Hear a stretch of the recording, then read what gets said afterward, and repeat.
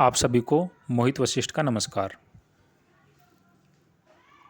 आज हम पतंजलि सूत्र के 5वें श्लोक पर चर्चा करेंगे।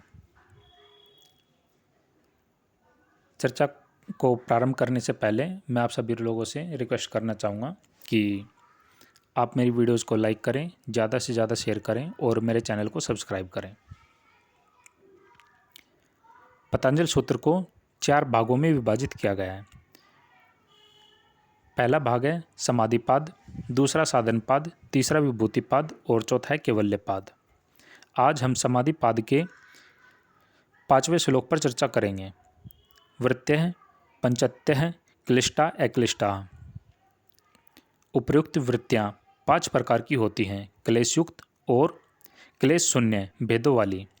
वृत्त्यः शब्द का अर्थ है वृत्तियाँ, पंचत्यः शब्द का अर्थ है 5 प्रकार की, और क्लिष्टा का अर्थ है क्लेशयुक्त, और अक्लिष्टा का अर्थ है क्लेश शून्य।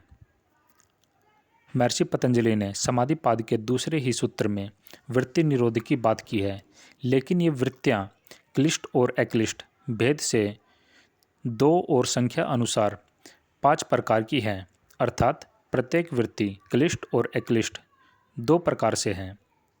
सूत्र में क्लिष्ट और अक्लिष्ट ये 2 शब्द आए हैं, जिन्हें विधिवत समझना बहुत जरूरी है।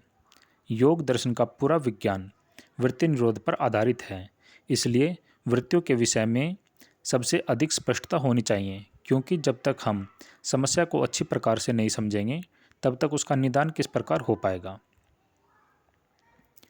तो इसलिए समझते हैं कि क्लिष्ट वृत्तियाँ क्या होती हैं।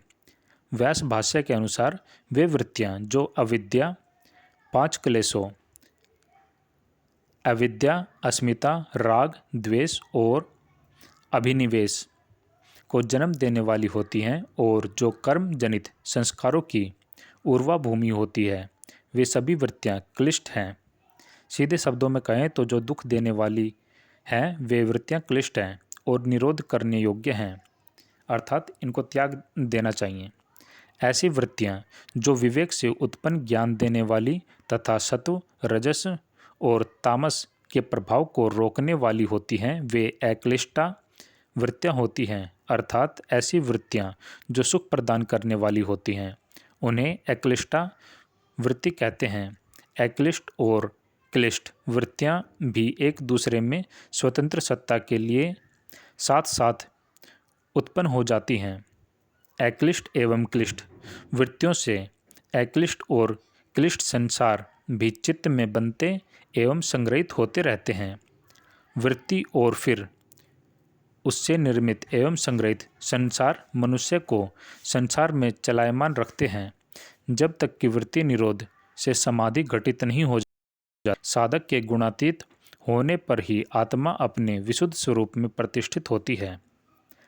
आगे जब सूत्र में 5 प्रकार की वृत्तियों को उनकी परिभाषा के साथ समझेंगे, तो साथ ही यह भी समझने का प्रयास करेंगे कि कैसे एक ही वृत्ति दुख देने वाली और सुख देने वाली हो सकती है।